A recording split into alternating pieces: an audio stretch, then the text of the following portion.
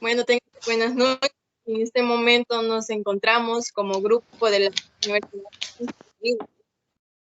y como integrantes está Alison Girón, Andrés Girón, Víctor Cortés y Waldi Ramos y mi persona, Madeline Campos.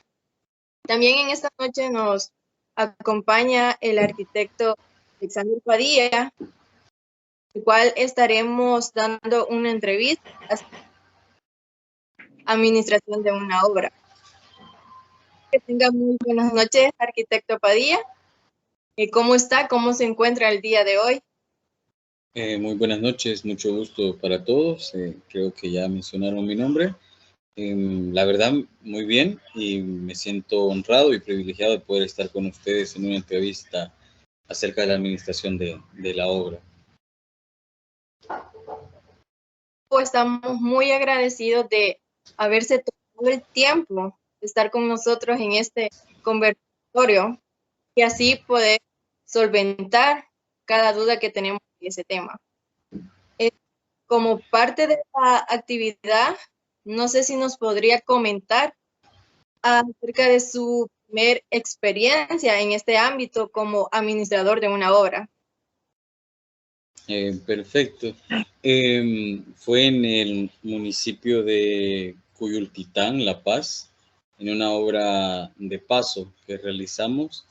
Era necesario intervenir un kilómetro y medio, si no mal recuerdo, de una calle que atravesaba una quebrada, entonces daba problemas a la comunidad y estuvimos ahí por 6 meses. La verdad que la experiencia muy grata. Para ser la primera, creo que a todos nos da miedo y es normal, ¿verdad? Pero por la inexperiencia que podemos tener, pero la verdad que la experiencia muy grata. A nivel profesional se aprende muchísimo y a nivel personal también uno conoce mucha gente y eso ayuda bastante. Ahorita daremos inicio a lo que son las preguntas. La primera pregunta dice, ¿cuál es la función de un administrador de proyecto? Hablando del administrador de proyectos en sí, valga la redundancia, ¿verdad? Creo que es bastante clara la pregunta y da pauta a la respuesta. Se dedica a administrar, ya sea gestionar, coordinar todos los aspectos, tanto financieros como técnicos, pudiéramos decir los contractuales, todo lo que tenga que ver o que esté relacionado al proyecto.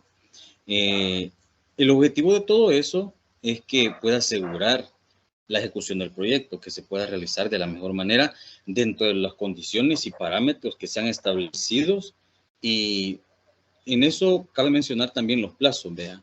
Para eso es necesario un administrador de proyectos y esa es la función que ejerce dentro de dicho proyecto. Y para llegar a ser un administrador de obra, ¿qué requisitos se necesita? Puede ser cualquier persona civil, siempre y cuando haya estudiado la carrera de ingeniería civil, arquitectura, son uno de los requisitos que piden para poder estar en la administración de una obra. Lógicamente, la experiencia también la piden dependiendo para qué institución, ya sea gubernamental o privada. Ellos como que ponen los requisitos, pero lo primordial es haber estudiado la carrera de arquitectura o ingeniería civil. Muchas gracias. Yo le haré una pequeña pregunta que consiste de la siguiente manera. ¿Quiénes son los involucrados en la toma de decisiones frente a un problema? En este caso, en la obra, ¿verdad? Comprendo. Cualquier tipo de problema, ¿verdad? En el caso de las personas que intervienen, por lo general es la persona a cargo o el contratista o más bien el constructor. Ahora tenemos como bastante acostumbrado ver que un contratista también sea un constructor, perdón, porque él viene a ser como el representante dentro del proyecto. Estas personas, como ya lo mencioné antes, pudiera ser un ingeniero civil un arquitecto en este caso, son las personas que se dedican a solventar todo este tipo de situaciones que siempre suceden. Por lo general, es al contratista que le atribuimos ese tipo de, no problemas, sino como el que vela por la solución de ello, entre el constructor y el administrador, que suele ser muchas veces la misma persona, dependiendo de la naturaleza del proyecto. Muchas gracias. Perfecto. Buenas noches, arquitecto. La siguiente pregunta dice, ¿qué documentos utiliza para los diferentes controles, ya sea de mano de obra, herramientas, compras, tiempos, en el desarrollo de la obra? ¿Qué documentos? Formales, creo que solamente cuando uno trabaja para el FISDL pide obligatoriamente una bitácora. Ahora, por cuestión de comodidad, uno debe de hacer su bitácora, ¿no? En la que usted anota diariamente todo lo que se realiza, el progreso de la obra, o si hubieron algunos contratiempos, uno anota todo eso, a veces a cuestiones mínimas, ¿verdad? Porque así puede llevar un control mejor uno del progreso de la obra. Ahora, también es necesario anotar cuestiones, ya no como un documento formal tal vez, pero tener en cuenta la lista de materiales, porque a veces perjudica en cuestión de rendimiento cuando no se tienen los materiales suficientes. Es necesario tener en cuenta eso, la lista del equipo, y cuando hablamos de equipo no solamente hablamos de herramientas, de maquinaria, sino del personal también, porque de eso depende mucho el rendimiento en la obra y el progreso en la misma. Ahora bien, es justo y necesario también tener nosotros como un registro tanto de egresos como de ingresos, en el sentido que nos ayuda a controlar estimaciones, gastos a veces que no teníamos previstos, y esos son los que en cierto momento quizás alteran un poquito el presupuesto, ¿verdad? Pero es necesario como mantener un informe financiero, podemos denominarle así, un informe financiero en el cual nos va a ayudar a ver qué tan bien vamos en cuestión de la obra y en cuestión de costos. Sí, solo para proyectos del FISDL se llena la bitácora. No, ellos lo piden obligatoriamente una bitácora. Ahora bien, lo menciono porque es así, ¿verdad? Ellos lo piden, pero en cualquier obra civil que uno vaya a realizar o en una construcción, es necesario tener nuestra bitácora. Eso tiene que ser como, no sé, su pañuelo o algo, pues un utensilio que usted nunca deje. Es bien esencial para uno. Sí, ¿y quiénes pueden escribir en estos documentos? Por lo general, el maestro de obra tiene su bitácora por aparte. Uno cuando ejerce de administrador de proyecto como residente se entiende con la persona encargada, que nosotros acostumbramos a verlo como el maestro de obra. Muchas veces es un ingeniero civil. Ahí compartimos como que datos. A veces yo no pude estar algún día y él sí. Entonces ahí compartimos qué pasó tal día, esto y lo otro. Entonces como que cada quien tiene su bitácora, pero al final el residente en el proyecto es como que su bitácora o la bitácora oficial. Pero sí se pueden compartir datos con otras personas y el que escribe literalmente es el encargado, ¿verdad? Y me imagino que la lista de equipo y materiales también se tiene en la bodega, ¿verdad? Exactamente, eso es correcto. Usted tiene que tener en cuenta que uno debe manejar eso, pero la persona que está encargado de bodega también. O sea que tiene que ser como, tiene que haber una excelente comunicación con todas las personas a cargo, ¿verdad? Entre todo ese personal. Ok, gracias, arquitecto. Pasamos con la siguiente pregunta. Perfecto. Bueno, siguiendo con la siguiente pregunta, en mi caso la consulta sería ¿cómo realiza la programación de las obras y más o menos en qué programa? Bueno, las programaciones de las obras, la mayoría, por no decir todos, creo que utilizamos Microsoft Project. No sé si han escuchado hablar de ese programa. Si no se los han impartido, pues sería bueno que tal vez tomen un curso o como comúnmente nosotros decimos un tutorial, vean. La verdad que es una herramienta demasiado útil. Ahora, no quiere decir que por eso no se pueda hacer en otro programa, claro que sí. Microsoft Excel también es bastante útil, lo único que uno debe manejar un poco más de fórmulas. Pero por lo general uno utiliza Microsoft Project. Y para ese programa, ¿cuál sería la facilidad a comparación de Excel?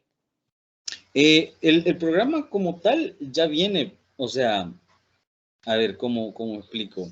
Ya viene su interfaz de las más sencillas cuando uno le da como, a ver, herramientas básicas, o sea, todo está bastante accesible, ya uno solo viene casi que a llenar. Por ejemplo, establece fechas y empieza a llenar como semana tal, ya uno lo agrupa por semanas, da la facilidad de poner colores diferentes, formas diferentes, que normalmente uno a veces lo hace con barras, como abarcando las semanas que va a realizar cierta actividad. Por esa razón, tiene su similitud con Excel, pero en Excel trabajamos un poquito más de fórmulas, en Project es diferente, es un poco más práctico. Muy bien, muchas gracias. Continuando con las preguntas, arquitecto, la Diga. mía va referida a qué tipo de informes se entregan en el desarrollo de la obra o durante el desarrollo de la obra. ¿Qué tipo de informes? Sí. En el desarrollo se entregan las órdenes de cambio, que las órdenes de cambio son, por ejemplo, en tal caso hablemos de una calle, que el diseño fue para 150 metros, pero al final solo se van a realizar 100 metros. Esos son órdenes de cambio que uno tiene que reflejarlas. Y ese es uno de los documentos o informes que uno presenta. Porque si no, usted no presenta ese informe, al final de la obra la gente asumió que eran 150 metros, pero en obra vio realizado solo 100. Ese es uno de los esenciales. Las estimaciones como tales, el progreso que uno lleva en la obra, es bien esencial mantener ese informe. Y los informes de contabilidad son buenos mantenerlos, a veces no los exigen al final o al inicio del proyecto, pero es bueno llevar como que al día las cuentas, ¿verdad? Porque uno sabe cómo va con los fondos y no sé si lo han escuchado antes, pero nunca se trabaja con el 100% del fondo desde el inicio, o sea, es un porcentaje el que se le da. Entonces uno tiene que saber administrar eso, ¿verdad? Para que no parar la obra ningún día. Entonces, para mí esos 3 informes son los más esenciales. Y respecto a las órdenes de cambio, ¿hay un tiempo estipulado en el cual usted tiene que proyectar este cambio? ¿De cuánto estaríamos hablando? No necesariamente, lo único es que lo tiene que hacer en la mayor brevedad posible porque a veces se cuenta ya en la obra con una auditoría y estamos hablando de ya sea una empresa o una persona natural que ejerce como auditor y otra persona que ejerce como supervisor. Estas personas están en la libertad de poder decirle, en los planos usted reflejó que teníamos que usar grado 60 en el acero, pero están utilizando grado 40 y usted no lo reflejó y probablemente el cambio fue ayer y ellos casualmente llegaron hoy. Entonces, no hay como un tiempo así de decir 3 días, no, sino que usted lo tiene que hacer en la brevedad de lo posible. Eso iba a comentar, que quizás en ese aspecto ya no es tanto la importancia del tiempo en el que usted se tarde, sino que se vea estipulado ese cambio y esté correcto. Es correcto. Como sea solicitado. Así es. La siguiente pregunta es, ¿qué son los órdenes de cambio? Creo que eso me adelanté un poquito, ya se los mencioné un poco, pero bueno, hay que recapitular. Bueno, las órdenes de cambio surgen como tal, vean. Nosotros nos regimos bajo diseño de planos, detalles en los planos, vea, ya sean estructurales, independientemente que sea, pero en la costumbre es, o lo correcto es, dar especificaciones del material que se está utilizando y las órdenes de cambio en tal caso de que en el diseño pide que se utilicen 8 varillas, por ejemplo, para una columna de una sección de 40 por 40, que es un tanto exagerado, y yo quiero ocupar 7 porque sé que es demasiado acero. Eso según yo, ¿verdad? Entonces, como la sugerencia yo no se la hice al ingeniero estructurista en el proceso de diseño, en las órdenes de cambio yo tengo que reflejar eso.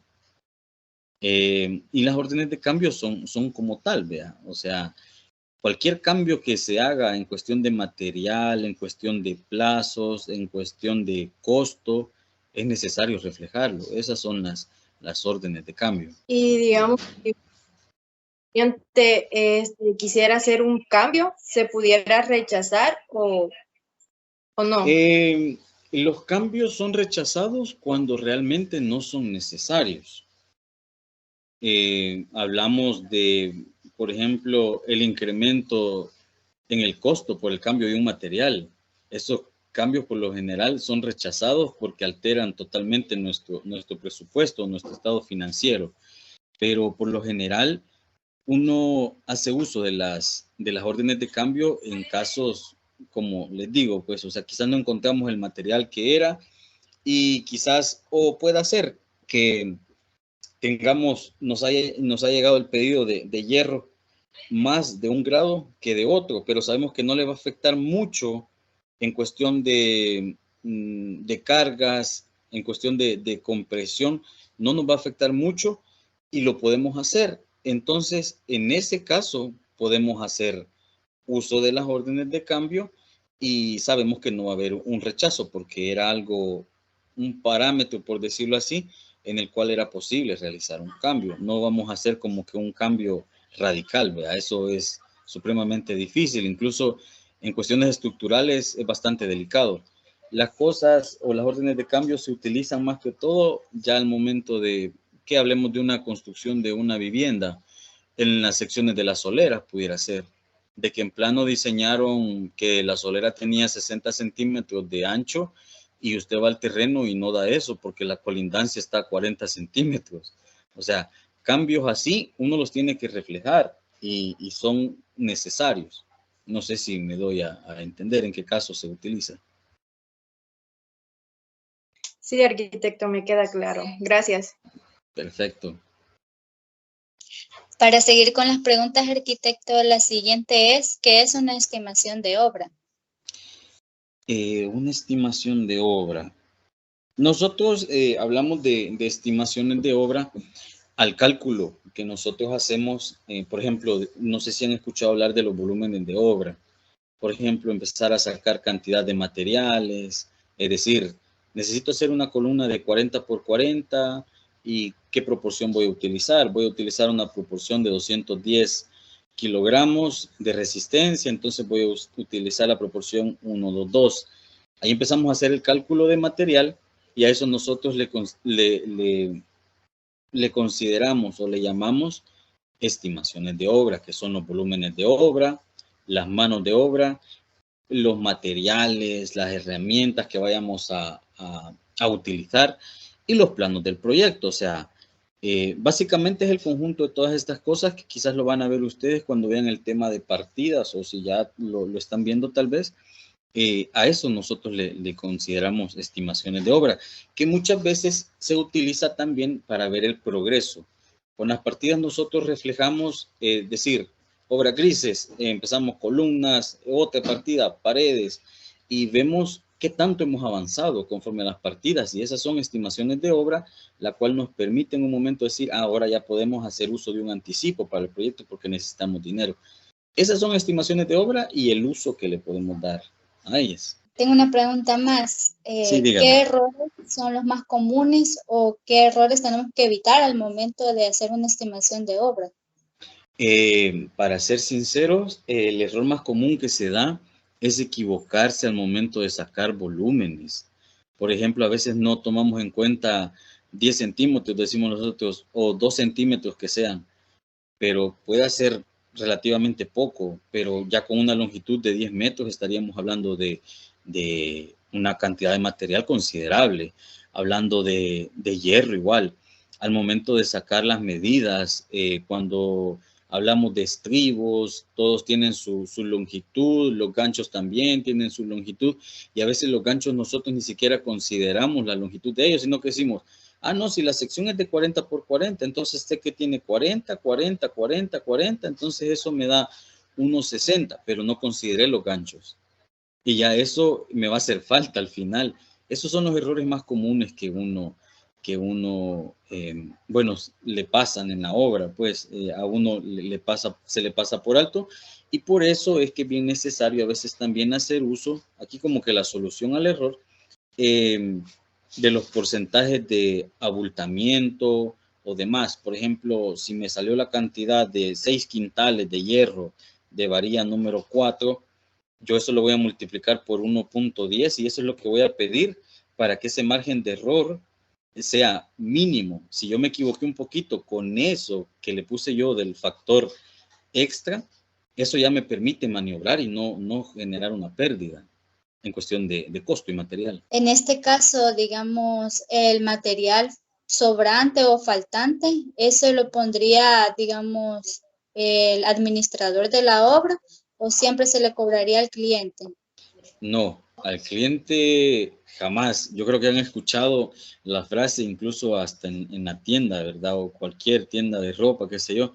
El cliente tiene la razón. Aunque a veces no sea así, nosotros en cuestión de ejercer la profesión tenemos que ser bien meticulosos. O sea, al cliente no le podemos decir que no. Al final, si bien es cierto, ellos son los que dan el dinero y los que dan trabajo para muchísima gente. Entonces, ahí el que pierde es el administrador, quien hizo el presupuesto. Ahí hay factores y se han dado casos de que personas por ese tipo de descuidos que no calculamos bien volúmenes de obra, le ha tocado poner dinero de su mismo bolsillo o ya no generar las mismas ganancias. Ahora empezamos, arquitecto, con las preguntas que hemos redactado nosotros. La primera sería, ¿qué actividades se hacen en la etapa de cierre de un proyecto? ¿Qué actividades se realizan al momento de entregar un proyecto? Me imagino que hablan estrictamente en la obra, ¿verdad? No administrativa, sino en la obra. Las dos. En las dos. Por lo general, incluso uno en cuestión de partidas, vean, en programación, las últimas semanas, las actividades de cierre vendrían siendo casi que limpieza, incluso a veces en la semana de acabados uno incluye parte de limpieza, ¿verdad? Porque no puede dejar el área de trabajo sucia. Hablamos también de, si estamos hablando de una obra civil o de una licitación pública, hablamos del rótulo de un proyecto, que a veces lo ponen mucho antes, pero la mayoría lo pone al final como bienvenidos a Plaza X, Plaza Borbón pudiera ser. Ese tipo de acciones o, ¿qué pudiéramos decir? Actividades se realizan casi que al final dentro de la obra. Ahora, simultáneamente está sucediendo todo el detalle de liquidación, cuestiones administrativas, en cuestiones de fianza. Esas son otras actividades que van casi que simultáneas, pero en el área administrativa. Y también creo que se hace el recorte ya de personal, ¿verdad? Sí, claro. En este caso, dependiendo primero de la naturaleza del proyecto y segunda de quién esté realizando el proyecto, porque por lo general hay empresas constructoras de que ellos siempre mantienen su personal, vean. En este sentido, hablamos de que terminaron esta semana un ejemplo en Ciudad Delgado y el mismo personal sigue fungiendo en que pudiéramos hablar de La Libertad. Casi que dependería de quién tenga a cargo el proyecto. Ahora, si son proyectos de ordenanza pública, pudiera ser de que sí, es lo más lógico, ¿verdad? Que hacen contratos a veces por 60 días, que es lo que va a durar el proyecto, y es donde surge el recorte de personal.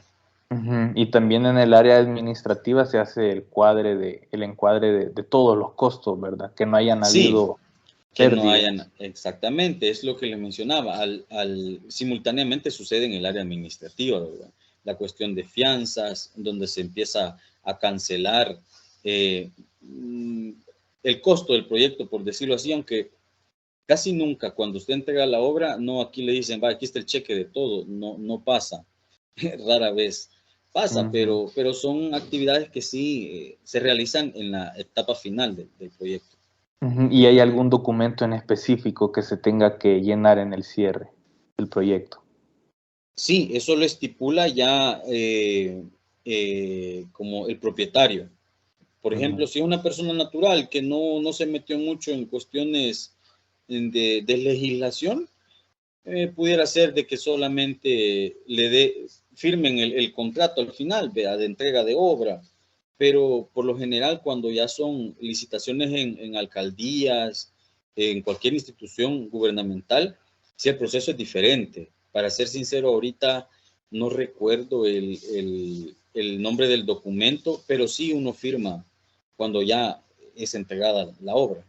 Y también se revisan las bitácoras y todo lo que vimos antes, ¿verdad? Todo, en el sentido de que, o sea, qué tanto se compaginó su anteproyecto a lo que realizó, ¿verdad? Por eso le digo que es necesario notar el progreso de cada día, de todo lo que se realiza, de todo lo que falta, imprevistos, todo eso es bien necesario porque al final se hace un recuento de todo. Incluso una de las actividades pudiera ser dentro de la obra el recibimiento de herramientas, porque la mayoría de veces se da que se pierden las herramientas casualmente, ¿verdad?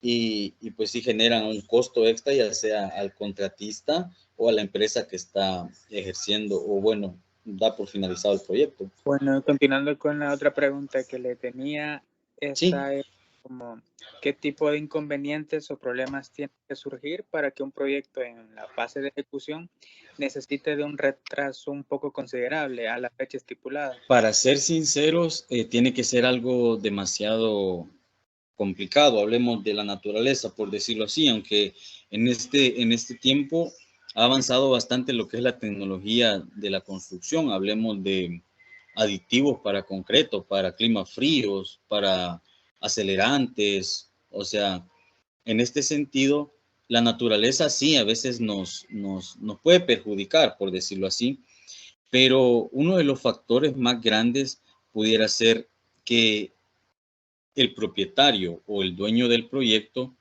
ya no tenga dinero para seguir construyendo.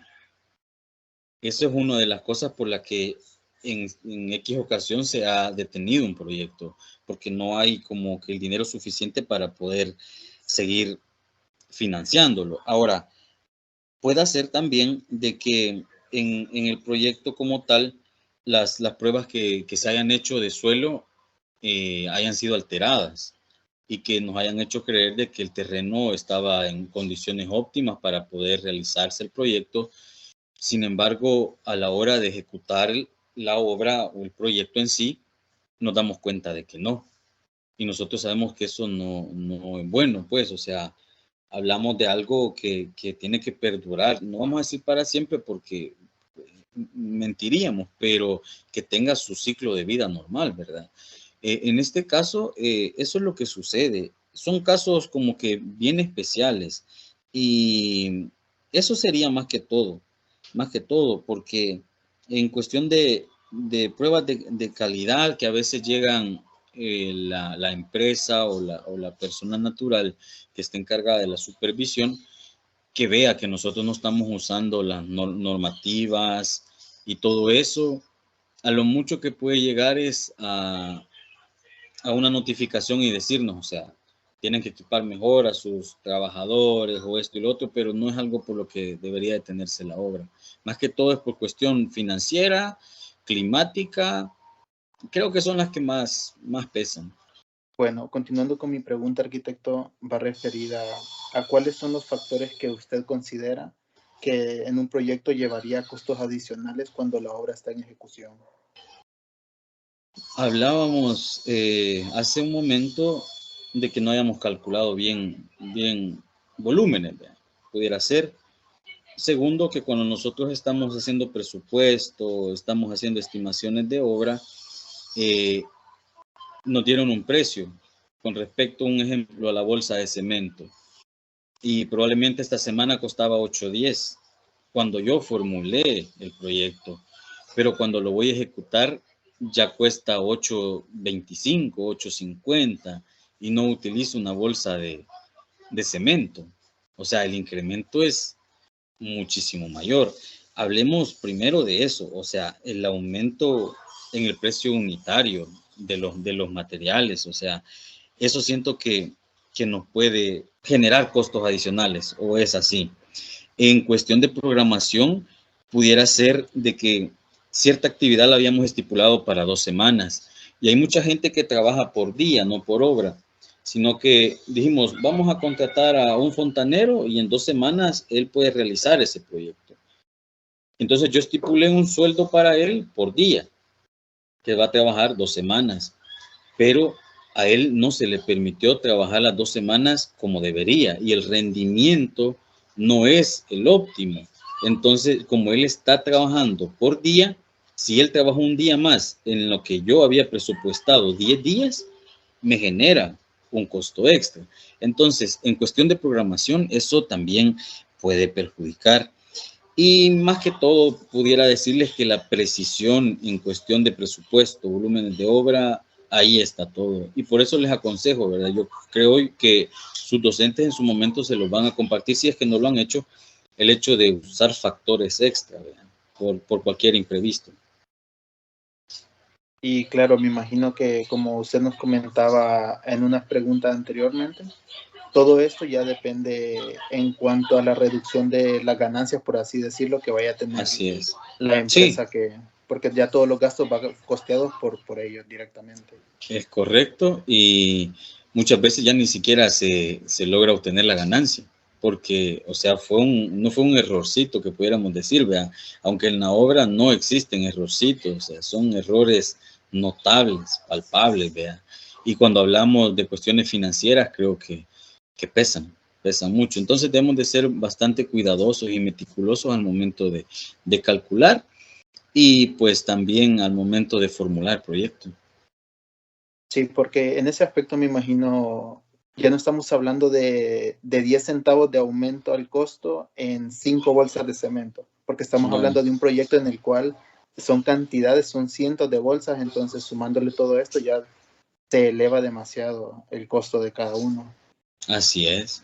Y eso es correcto. Entonces lo que uno hace, al menos la empresa, lo que hacemos es trabajar directamente, por ejemplo, con Holcim. El contrato lo hacemos directamente con ellos, porque como ellos son los que producen, ya tenemos un precio estándar con ellos. Entonces, cuando nosotros vamos a ofertar, ya tenemos un precio estipulado. Ya en el caso, por ejemplo, hablemos de algo particular, FISDL. FISDL maneja sus propios precios y ahí no hay para dónde, pues. Y en estos aspectos, no sé si ya le ha tocado este caso en el cual llega un punto en el que los precios tienen que cambiar. ¿Cómo se maneja? Que ustedes ya no pueden controlar los precios, o por ejemplo, lo que estaba estipulado al inicio, tienen que asumir ese costo. Sí, lo asumimos nosotros. Por ejemplo, a veces cuando hablamos de equipo, nosotros siempre manejamos un 5% del costo de materiales, un 5% extra para este tipo de cosas, porque sucede, o sea, eso pasa, se los digo porque ya nos ha pasado en cuestión de, nosotros queríamos de emergencia 1 metro de arena porque la empresa que nos lo iba a traer no lo trajo.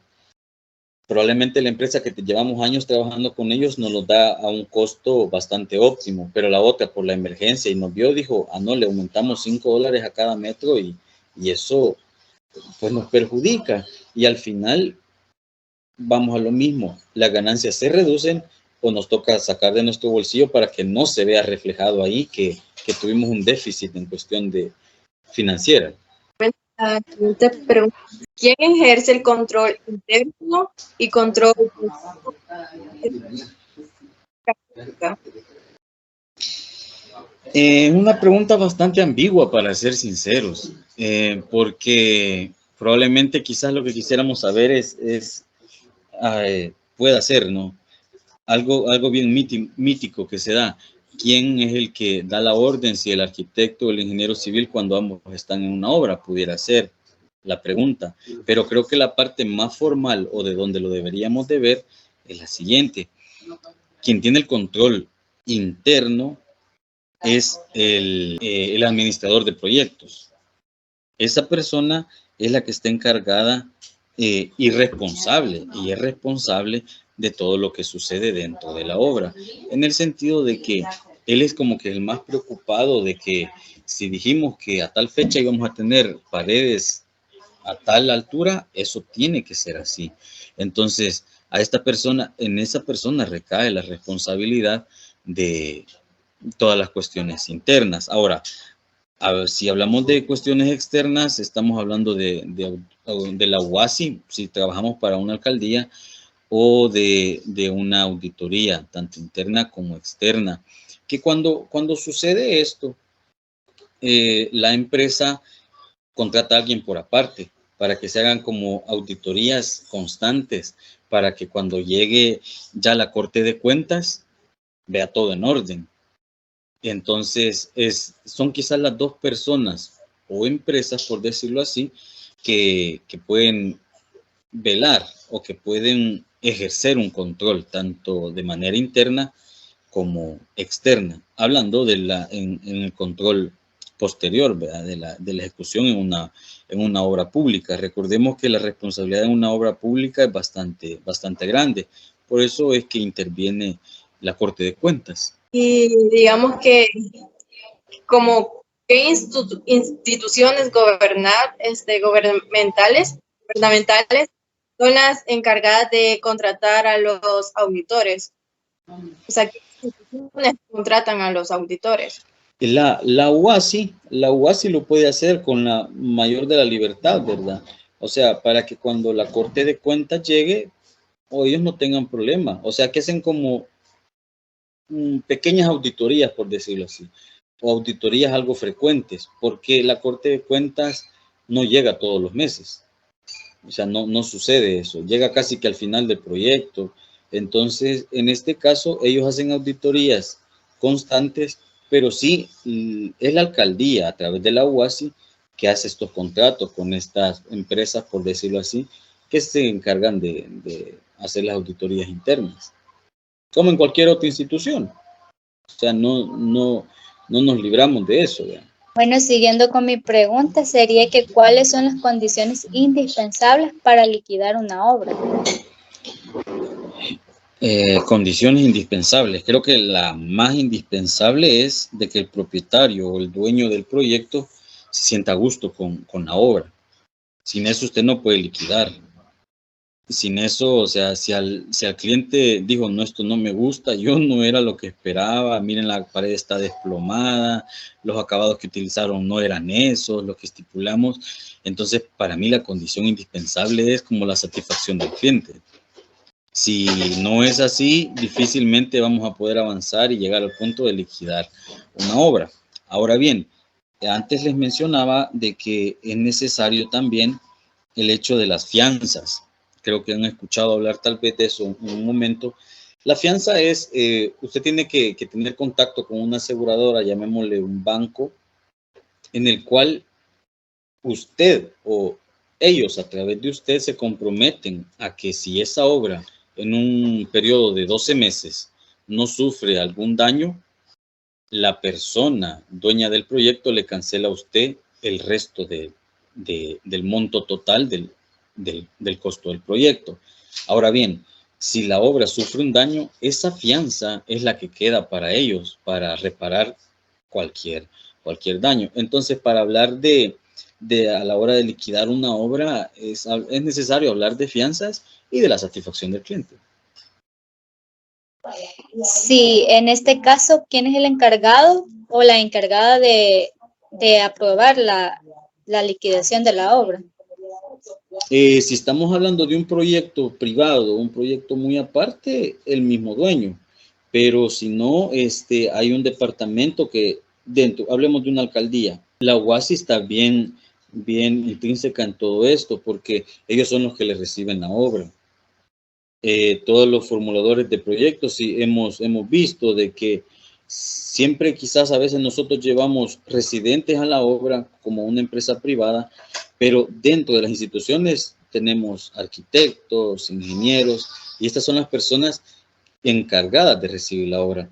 Ya quien la presenta, si bien es cierto, es el alcalde, el consejo municipal, pero la reciben ellos, como la parte administrativa dedicada a a la construcción, por decirlo así, o a este tipo de proyectos. La última pregunta, arquitecto, sería ¿cómo se pueden optimizar los recursos de una obra? Para hablar de optimizar los recursos de una obra, tiene que ser desde el inicio.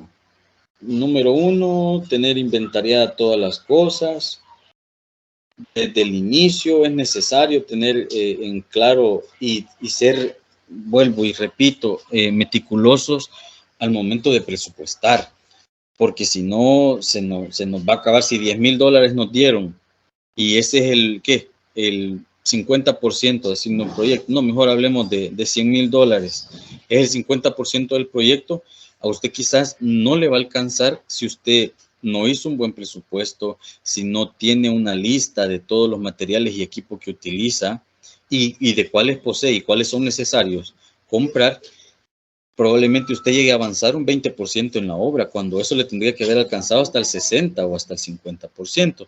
Entonces es bien necesario que desde la etapa previa a la ejecución del proyecto, ver todo este tipo de cosas. Se debe llevar un mejor control financiero, eso es elemental, cuestiones de herramientas, y hablemos de mano de obra también. Por ejemplo, sucede de que la naturaleza del proyecto se presta para poder pagar por obra. Hablemos de albañiles, maestros de obra. A ellos les gusta trabajar más así. Y a nosotros nos conviene, pero por cuestión de rendimiento.